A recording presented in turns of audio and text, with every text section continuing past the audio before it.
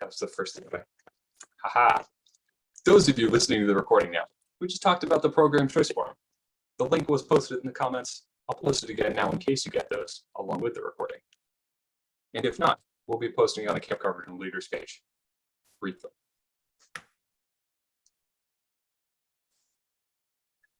So any other questions on the program choice form? If not, I wanted to sort of specifically ask in the direction of questions about the registration. If anyone was having any issues with double knot or still had any questions about where to go for that or how to register their group for that. Is anyone having any questions or issues there? I had a couple of registration questions. Sure. First of all, is there a way to register for a Kayla camp, like for the younger kids with a parent? Do you guys know what week you're going to do that yet? I do have the dates for those. I don't believe the registration for those is up yet. That registration will be on the Experience Based Camp page. I don't think they've put that into that system yet. Did ask about that recently. Okay, what are the dates at least?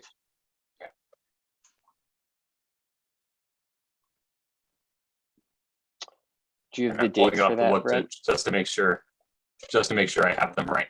I believe. Okay. We'll find them.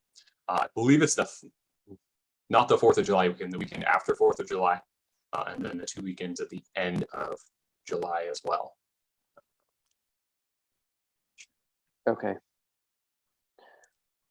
I just need to paste those dates onto my wall so I burn them into my memory. So that's July 8 to 9, July 22 to 23, and July 29 to 30. Okay. And then for kids who can't go the week that their pack is going, are you going to do the sort of mixed pack thing you guys have done in the past or no? So we don't have any updates on that quite yet. We are trying to see if we can staff that at least for a couple weeks during the summer. At this point, we haven't nailed that down or figured that out exactly. When we do, if we're able to, and I'm hopeful we will, we'll be sure to get that information out, which weeks that might be available. I don't expect it would be available for all 7 weeks, but I'm hoping we can for maybe at least 2 or 3 of them. That's my goal. Okay. Awesome. Thank you. Yes, I can type it and paste the Kayla dates.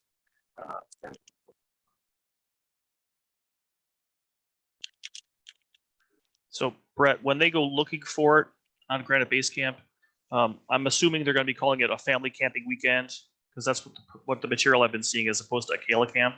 Yes. Yeah, I would be looking for family camping and not a Kayla camp as that title. I had a chance to kind of play around on the registration. Mm-hmm. Do we need to put in the adult partner for the future tigers that are coming in? So if you have tigers, an adult partner coming with a tiger, there's 2 ways you can do it because the system doesn't handle it well. You should register the adult either as a free adult and know that we'll be making an adjustment for the difference between what that scout cost and what that scout an adult partner would cost. Or you can put them as a paying adult and know that we would make an adjustment on our down to the difference. I know it's not the ideal way of clicking through all those buttons. So adjustments will be made later. It'll just look like we owe a lot more for now. Yeah, so yeah. Okay. That's what I say is put them in as an adult. If you put them in as a free adult extra, that I actually don't think it will allow you to. It shouldn't allow you to. You should put them as a paying adult. Let me know, and I'll go in the back end and make an adjustment for that difference in value. Will it be $70 instead of 210? Yeah. Okay. Thanks. And I know a couple people have asked the way it is set up to make sure that we get things like t-shirt information and adult BSA ID numbers. If you have people you're trying to register and you are not sure of that information quite yet, I would say it's okay to put in sort of filler information there as long as you go back and update it later. So for example, if you have an adult leader who you are registering and they filled out an adult application and you have it in your hands, or you turned it in recently or just saw them hit submit online, but you just don't have their BSA ID number yet, you can put in like a 0000 to fill that field, as long as you go back and update it later. If we search for 0000, we're not going to find their YPT. So yeah, so things like that. If you're unsure about any of those, and I think I added an unsure field on the t-shirt size as well, so you could select that before going back and updating later. The earlier you get that information, the more helpful it is for us. But I wanted to try to make it so that didn't keep you from getting to the end of registration and registering people on time if that was the only piece you were missing.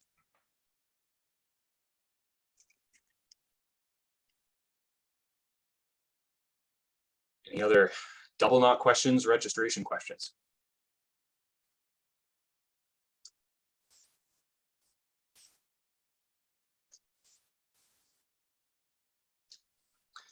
Two leaders that are sharing the week, I would do the same thing. Register them both as leaders and let me know. I can go in and make that payment adjustment so they're not paying for both of them for the full week. Yeah, because Brett, on the double knots, you specifically specify which day the leaders are going to be there.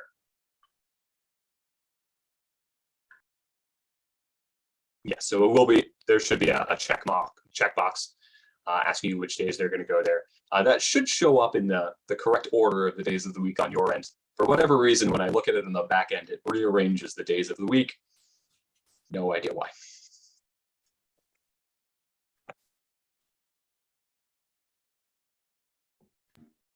We have, I'm not sure how this is gonna work, but we have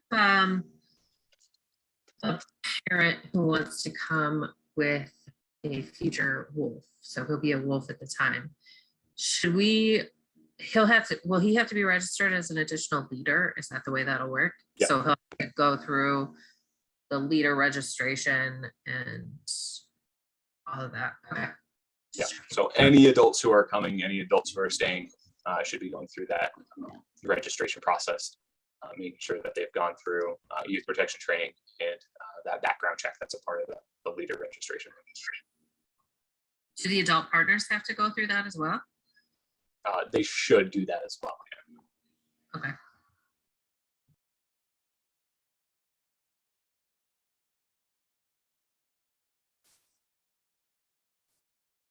So certainly if other questions about that pop up, I'll be happy to jump on and answer them. One more topic I thought of that I'm interested in some of your feedback on. Those of you who were at camp last summer heard me start to throw this out there. I'm interested in some feedback on the system we use to get feedback. Because our leader evaluation that we've used in the past over summer is this sort of pamphlet of check marks and boxes that we use to try to get some feedback on how our program is doing, and how we're looking at trying to do a digital form of that this year. A and B, we're also looking into ways we can get feedback from other people than just the leaders who are in camp. For example, from the scouts who are in camp, or parents who were or were not at camp with them.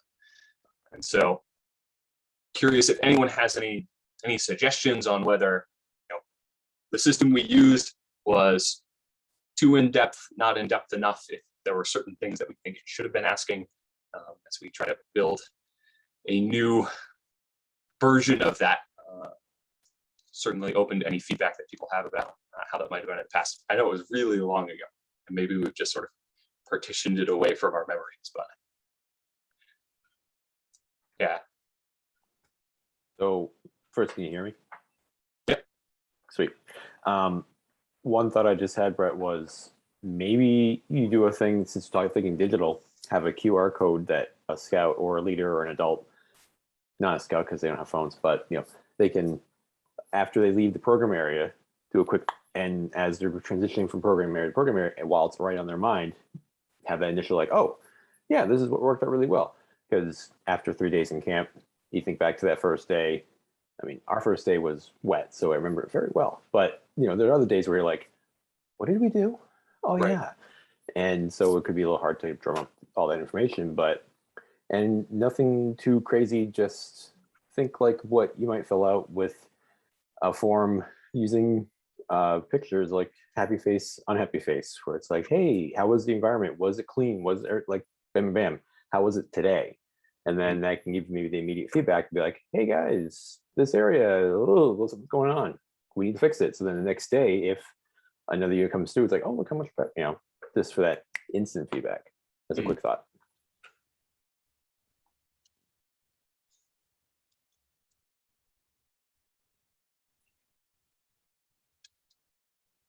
I think it's Qualtrics that we have access to, which I've seen before. I haven't dug around too much in before, but has exactly that. You just have a sliding scale as the face moves from frowny face to smiley face. Might be a very kid-friendly side.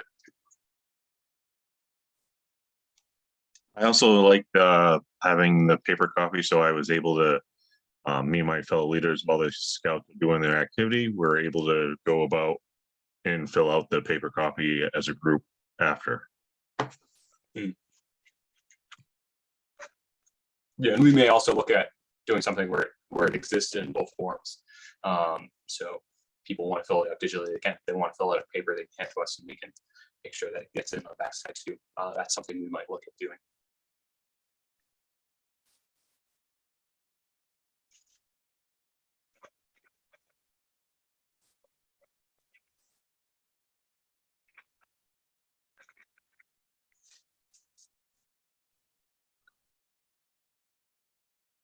So Brett, I do like the idea of having some sort of digital form that you can have, spread to a wider audience.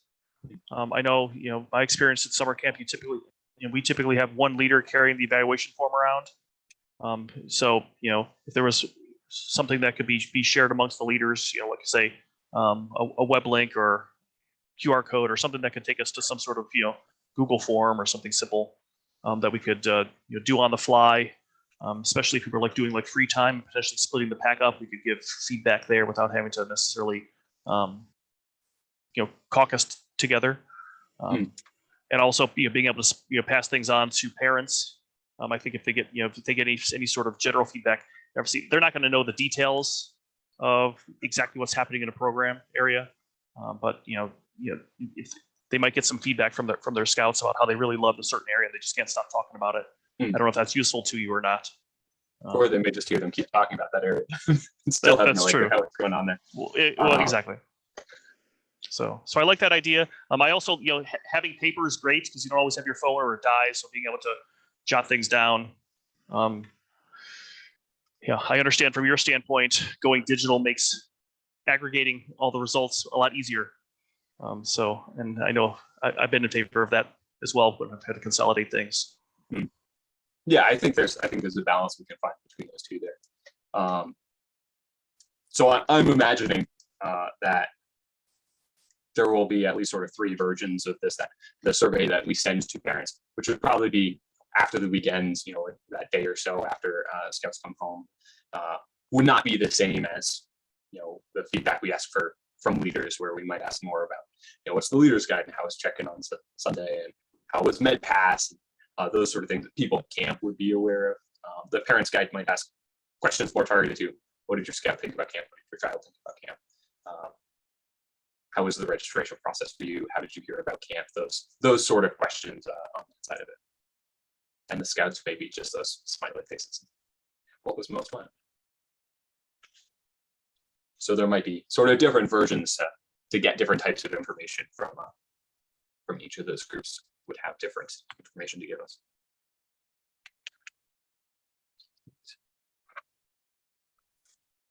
So that is on my list of projects to work on as we get towards the summer.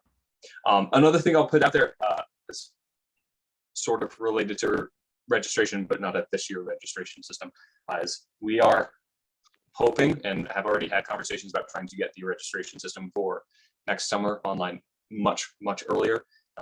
if possible, possibly as early as June of this year.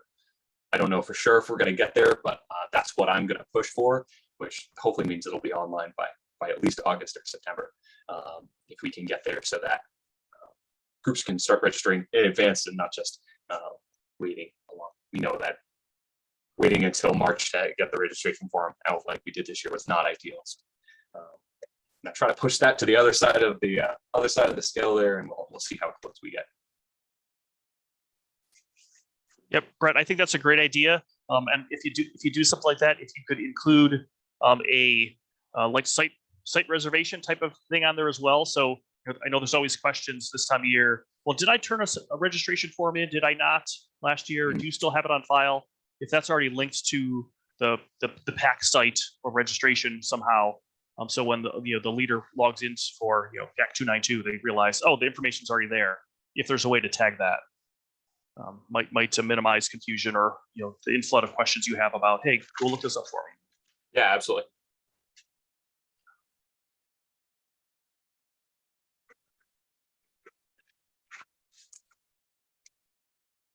And I think I don't have a lot of experience going and trying to register for other camps, but I believe that's something that is more common in sort of outside of the scouting camp world in camping, to have sort of be able to register for next summer, or at least put in a deposit for next summer, put your name down for next summer, as or around the time you're leaving for the year before. So I think we're going to try to push in that direction.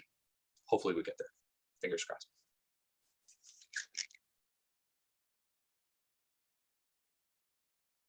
I think at least those are most of the things I've been thinking of off the top of my head.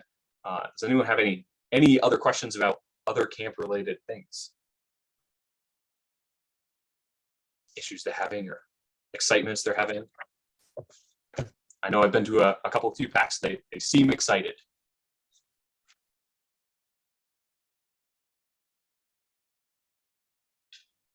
So, Brett, there's a question I saw pop up in chat. Oh. How do we handle parsing? Oh.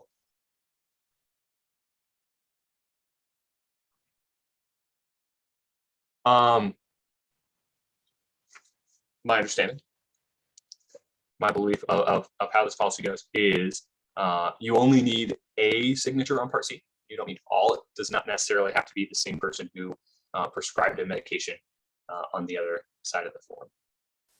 So any prescriptions you have should be prescribed by a prescribing authority. That's noted on the prescription. And then Part C is just looking for a provider. And I believe there's a range that I don't remember off the top of my head, or authorized to sign that. Doctors, assistant physicians, APRNs can sign it as well. There's a few, I think it says right along the top of the form. So no, you would not need to get 2 Part Cs, as long as you have someone who has done that physical and verified that in their judgment this person is capable of participating in the program, then that would be fine. The other thing I'll say about Part Cs is hopefully, and I will start asking about this as well, we'll be getting that link for the online Medform submission out in the near future. I would imagine relatively soon after that April 1st early bird deadline. If you have people who are asking about what they should be doing about Medforms in the meantime, I would say gathering the information that they would need for Parts A and B that they will be inputting digitally, and getting that doctor signature on Part C, because what I believe it will be doing is asking you to scan Part C or take a picture of it and upload it to that form. It would not just be filled out online, because it's going to be looking for that signature. So if you have people who are asking about what they should be doing when they go to the doctor, or go to urgent care to get it filled out or whatever it might be, totally fine to bring a Part C, get it signed. You should be able to scan that or take a photo and upload that into the system when we do send that out.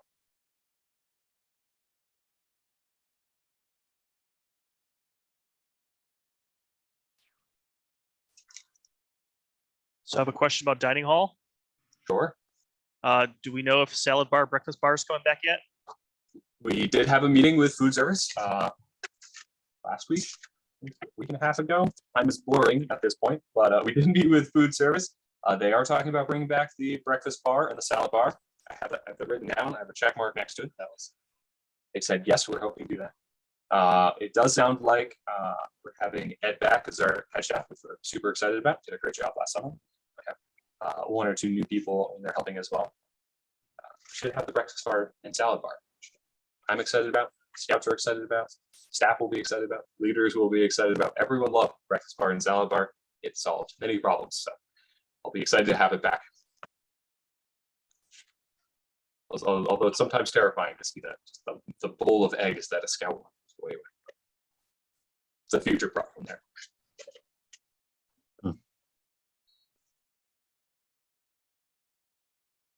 Quick question, Brett. Sure. This, I know it's been said before, but can't find it in my notes. Not this meeting, but in previous ones. Service days at Carpenter, where you would have units come in. Are those on the calendar right now so they can be shared? Honestly, they are on a calendar somewhere, I'm sure. So the big service day we're looking at, our big push there is going to be that setup day on Saturday, June 11th. That same weekend as our den chief overnight. So that's our goal is to set up as much of camp as we can on that day, especially as much of sort of the canvas and the canopy is the big physical jobs, so that when our staff arrive, we can focus on training and practicing and focus on the program and not just the hoisting of things. They're happy to do it when they need to, but it's great when we can focus on some of the other stuff too. So that's Saturday, June 11th. If you have, whether they're individuals who want to volunteer for that or groups that want to volunteer for that, you can email Steve Hamilton about that. And that link is sort of right on the first page of the leader's guide there. And let them know ahead of time. We'll be providing lunch for that day for anyone who's RSVP'd. We will figure out how to feed them all. And if you have young scouts or older scouts or very tenured scouts out, we'll just make sure we find projects that they can do. So whether that's lifting and throwing canvas around or sweeping off platforms beforehand or helping move trash cans. Projects for scouts of all ages. Maybe different now. Cool. I don't know groups that I know. You're doing a good job. Stay over. I figure you're doing a good job and you don't need it. And being able to sleep over in one of the campsites, sort of make a weekend out of it. And that's definitely something that is a possibility. The new short-term reservation system should be online. It's also on experience-based camp. And I can drop in that link if groups are looking for that as well. So if you wanted to reserve a campsite for that weekend, know that the canvas might not be up if you're there Friday night, but hopefully by the end of the day, Saturday, it would be. Gotcha. Cool. Thanks.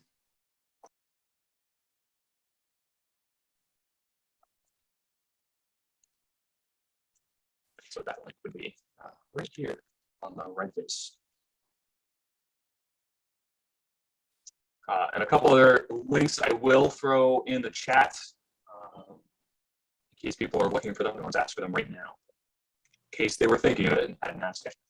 Our CIT registration and our den chief overnight registration are also both online. There. Had a handful of people ask about each of those. Oh, and actually, now that I look there, surprise, surprise, it does look like our family camp registration is online now too. Great, fantastic. So there's the link for that. Huzzah! Family camp registration appears to be online. So if you have families that are interested in that, have them go ahead and sign up. It'll be great. Friday into Saturday. Fun program. A few meals. It'll be great. And I'll work on trying to push that information out on Facebook and through email as well. We're hopefully going to start having some newsletters out. So I will put my list of things to go in a newsletter this week.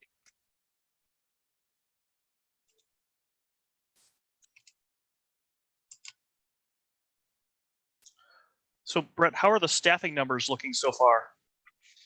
Absolutely. So staffing is coming along. We still are, especially in the The over 18 realm, still looking for a few folks, especially a couple folks in shooting sports. Still on the lookout for an aquatics director. I've had one or two people start to reach out. Who are not sure if they'll be available for the full summer yet at this point. So we'll see if those work out, but definitely we'll be looking for someone to fill that role. An aquatics director and a business manager as well, both roles that we use 21-year-olds for. As far as 18-year-olds, looking for a few shooting sports people, like I mentioned. Still looking for someone to help out at handicraft and STEM. We have a couple of ways we could get creative around that. Once we can find one or two more people to help there, that would be fantastic. Someone to help in the trading post and a couple other spots like that. So we definitely still have openings. Let people know if you or anyone you know is interested in coming and working with us for the summer. Will be super fun, super fun. So we'll keep putting it out there, getting some trickle in. We've been reaching out to some local colleges and stuff, and we're pushing forward and getting where we can.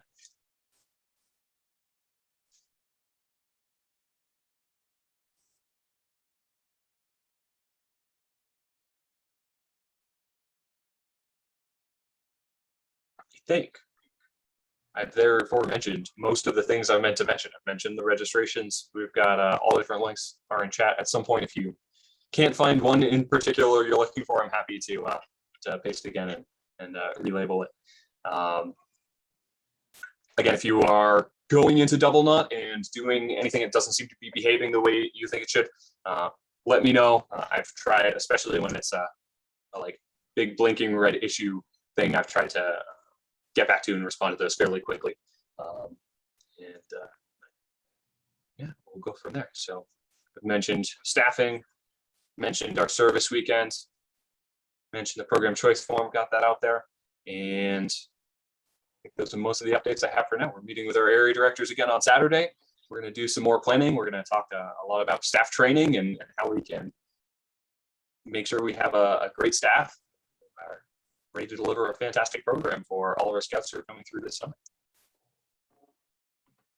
If you haven't put in registrations yet, April 1st, that's Friday, is the early bird payment deadline. So anyone who is registered and has deposit in by Friday will get that $30 early bird discount. Anyone who's registering after that, that price would tick up by $30. Not a huge amount, but yeah, enough to hopefully incentivize you to get some registrations in. We'll go from there.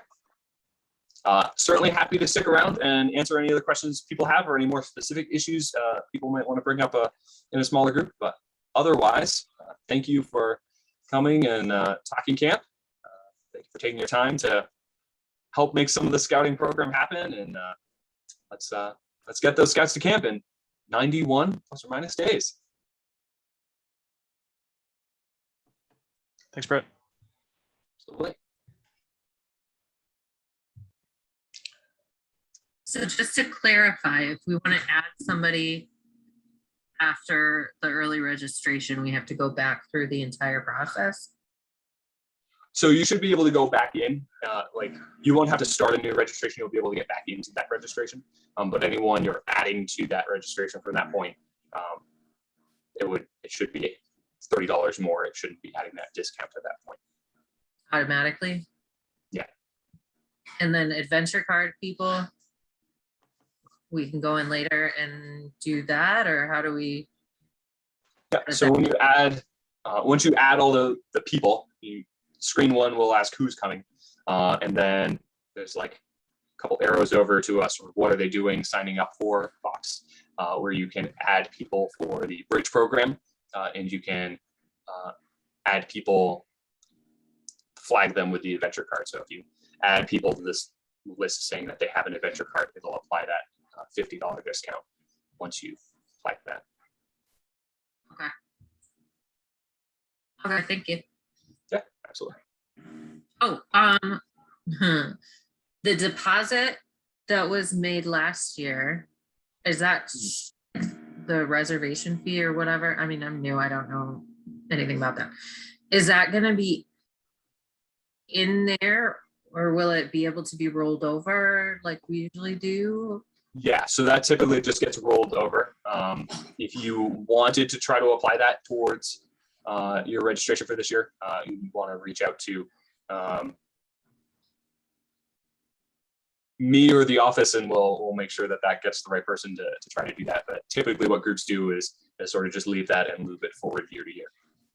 Yeah, that's definitely what we want to do. I just didn't know if the money would show up somewhere and make a total look funky. Yeah, so unless we manually try to put it into the double knot for this purpose, it will not be there, and you will not do anything unusual with it. Okay, thank you.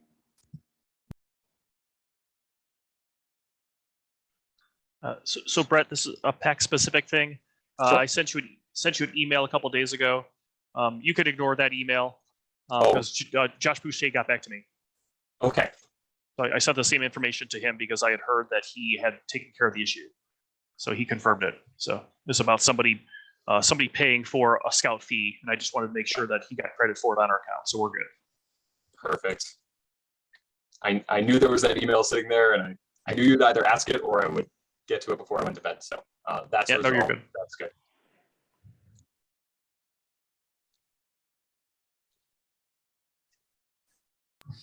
Thank you, Brett. Absolutely. Yep. Thank you all for coming out. So- Hope you have a great evening, and we'll see you at camp soon. See you again next Yep. month. That'll be great. Perfect. Good night. Thanks, good night.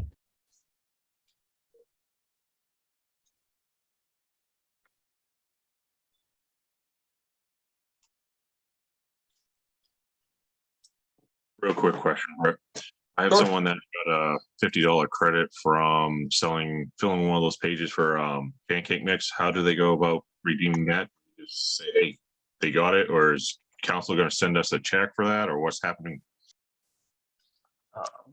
Pancake credit. I will ask about that.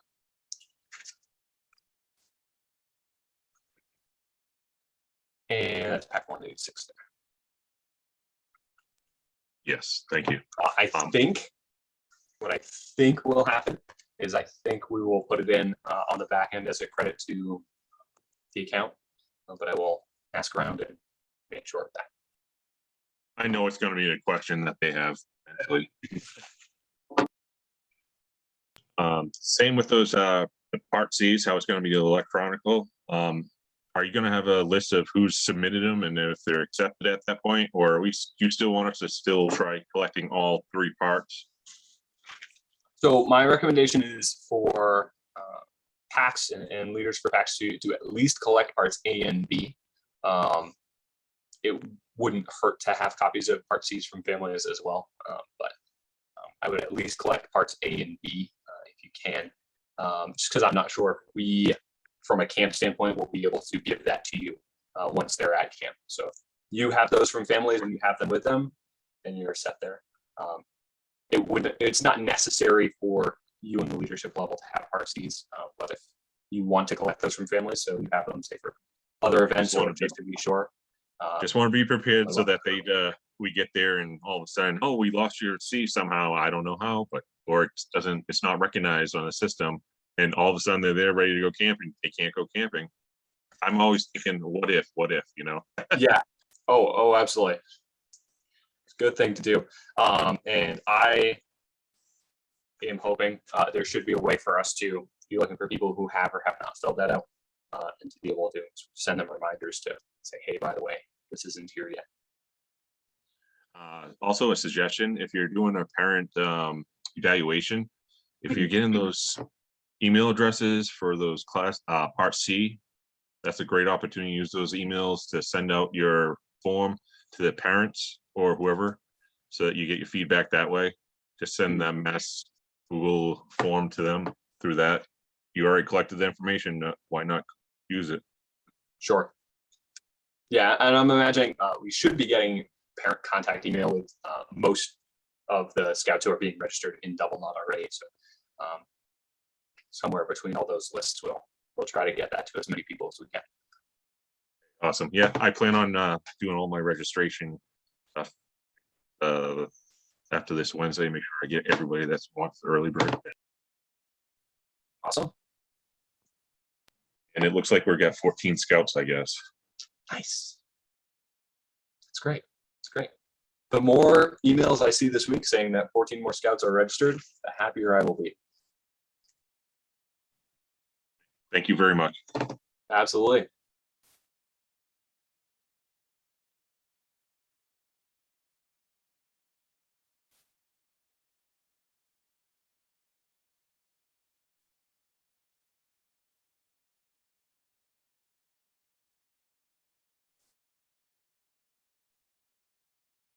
Great. Just gonna check in. Any other questions from Matthew or Alyssa?